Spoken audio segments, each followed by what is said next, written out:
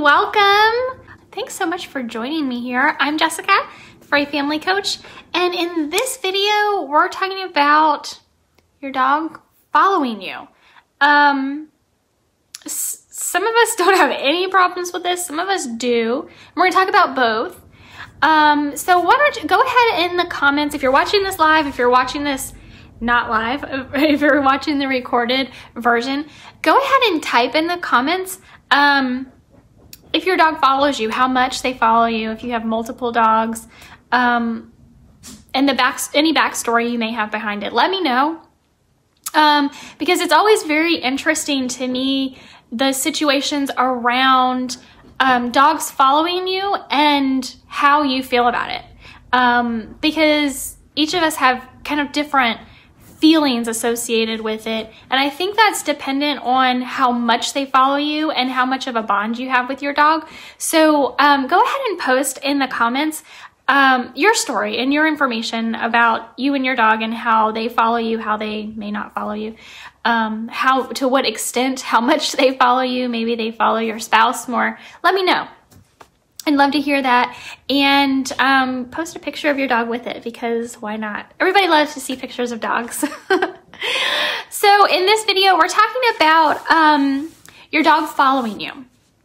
And quite honestly, this is for the most part, this is a really healthy thing for your dog to do, both for your dog and for you. So I'm gonna start with a little story.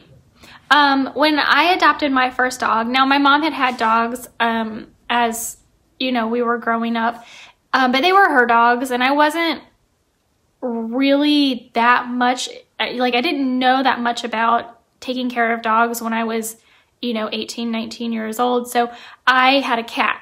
But by the time I met my husband, he had a dog, and I decided that I wanted a dog too.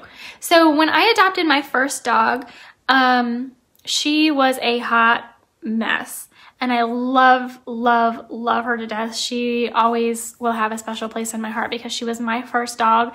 Her name was Claire. She was a little Pomeranian, and she was a mess.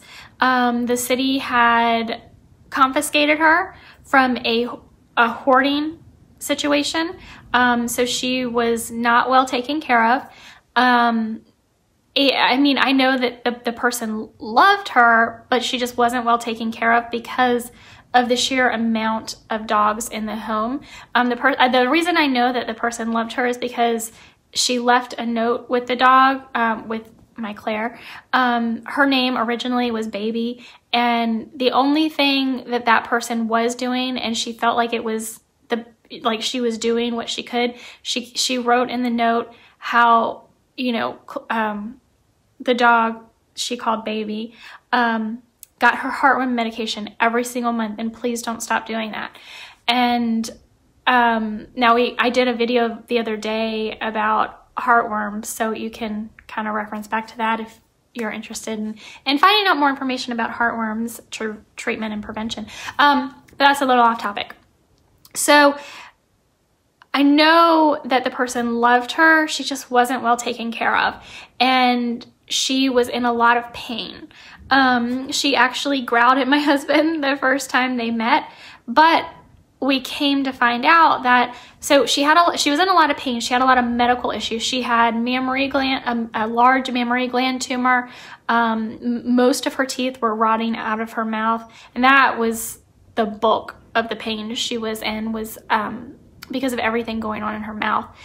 The vet that I took her to, you know, we got her teeth cleaned up. A lot of her teeth fell out. She had to have a couple of them pulled.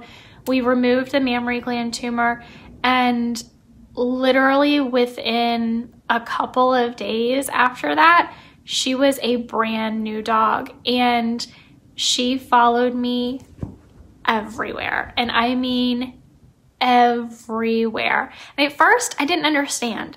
I was like, why is she following me everywhere? I don't get this.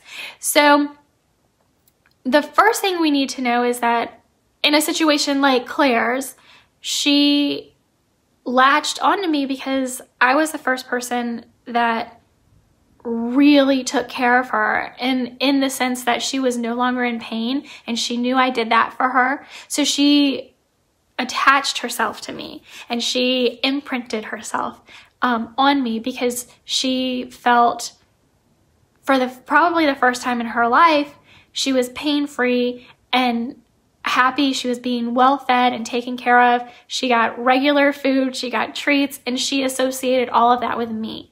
So she didn't ever want to be away from me. Now,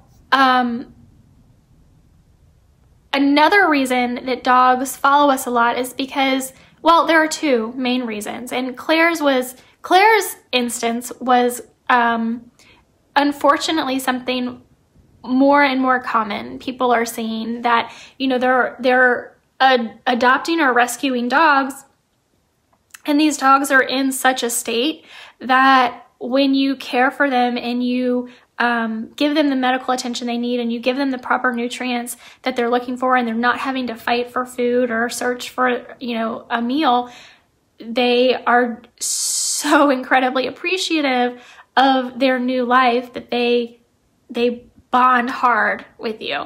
And I mean, that's a good thing, but we also want to make sure in that process that they're still properly socialized. So in Claire's instance, that was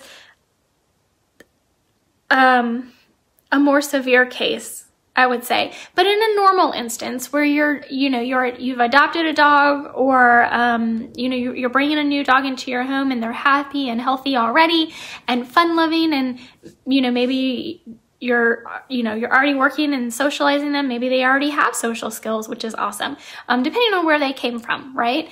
So your dog still may be following you, and that's really not necessarily a bad thing.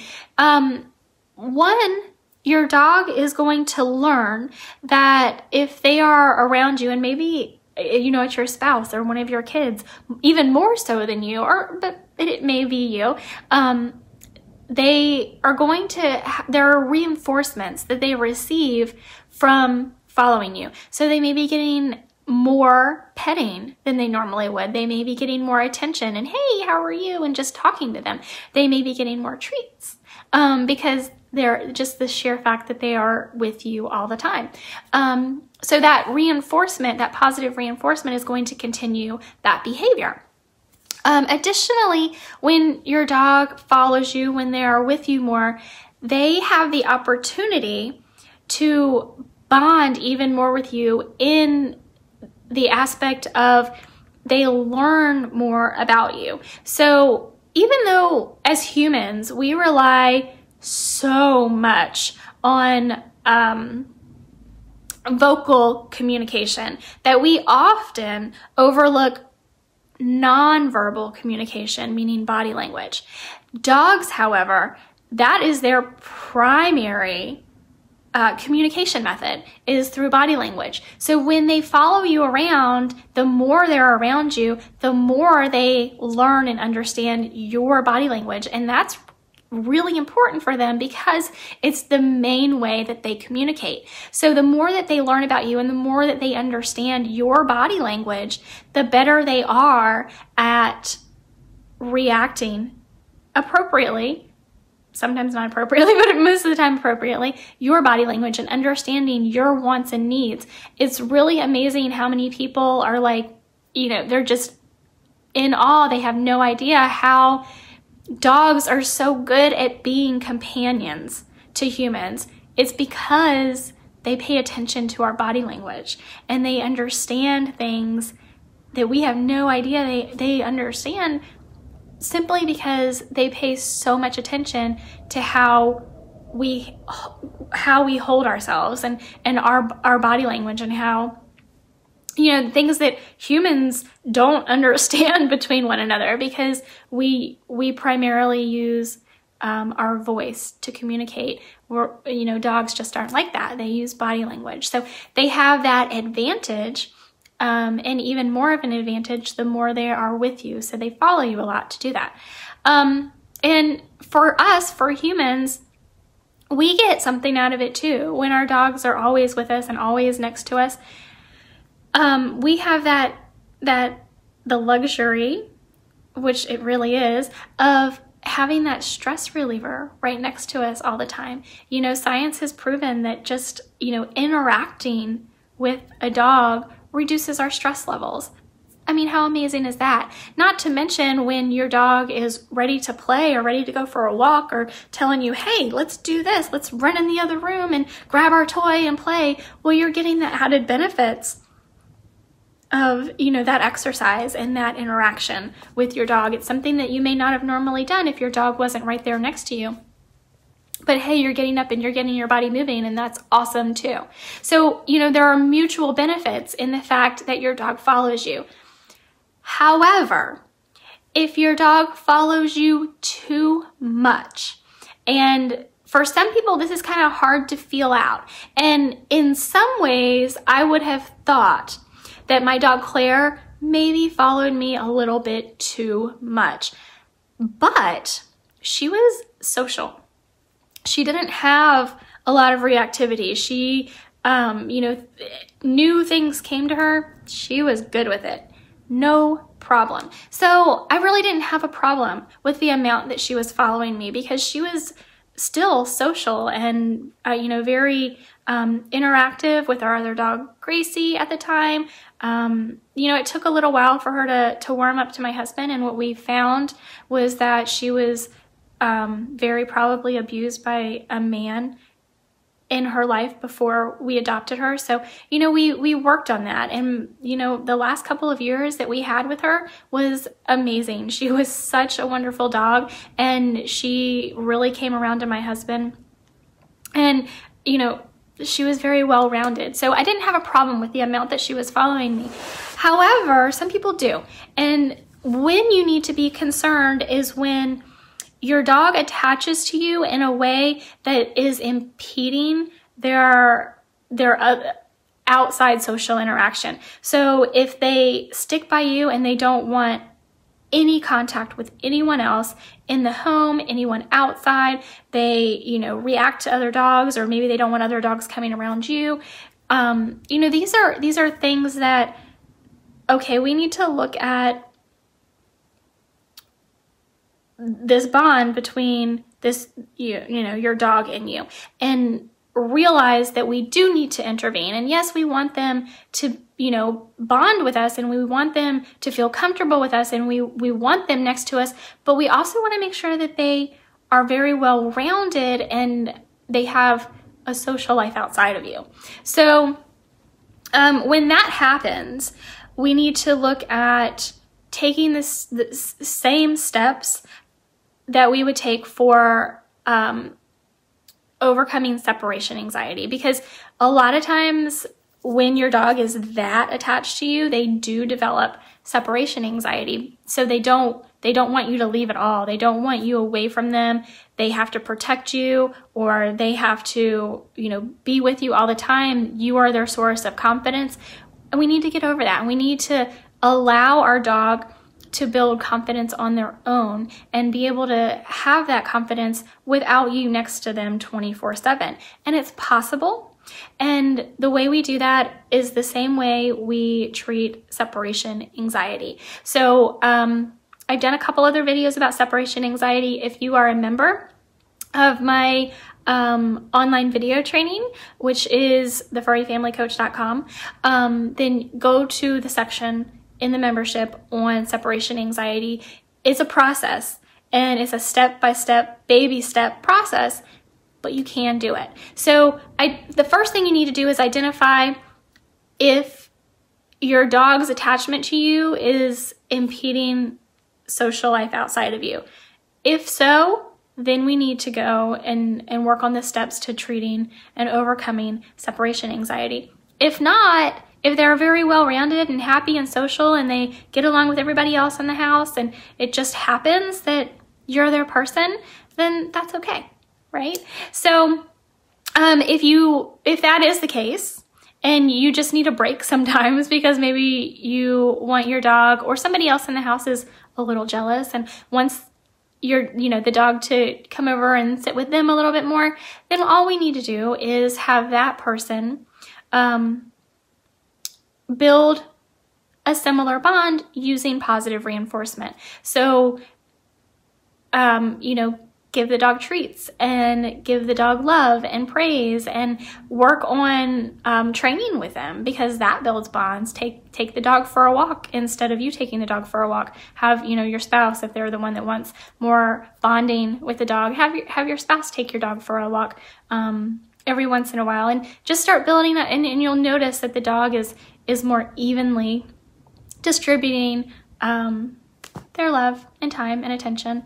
So that pretty much covers why your dog is following you and when you need to take steps to work around it. So I talk a lot about raising a healthy, well-adjusted dog in my new ebook, 7 miracle steps to training your dog. We cover all of the, you know, biological needs and everything that is going to set you and your dog up for success in life and training. In my new ebook, 7 Miracle Steps to Train Your Dog, go ahead and grab your copy, bit.ly/7 steps dog training. If somebody could type that in the comments, whether you're watching this live or you're watching a recording of this, I would really appreciate it. bit.ly/7 steps dog training. This is going to set you up the complete foundation, everything I teach all of my in-home clients, for you and your dog to successfully build healthy, happy life and relationship together. I'm so excited to get this out to you. So if you have any comments, if you have any questions, whether it is about your dog following you, the topic of this video, or whether it is about, you know, any other dog training, dog behavior, even cats, you can talk about cats too, that's okay. Pet, you know, nutrition, love to talk about that. Vaccinations, other things like that. Understand that I'm not a veterinarian. However, you know, if your dog is in some sort of immediate need, please seek veterinary attention. But, you know, if you just have, you know, a question about something, let's talk about it. Even if it has, you know, something to do with medicine, let's talk about it if you just have a question. And yeah, so leave that in the comments. I would love to answer your question, get a conversation going, might even make a video all about it to answer you. So with that, I'm going to go ahead and end this video. Your dog following you. Yeah, it's not always awful, right? In fact, I love it. My dog's right here with me right now. You sweetheart. I'm cleaning. Yeah. Okay. All right, guys. I'll see you in the next video.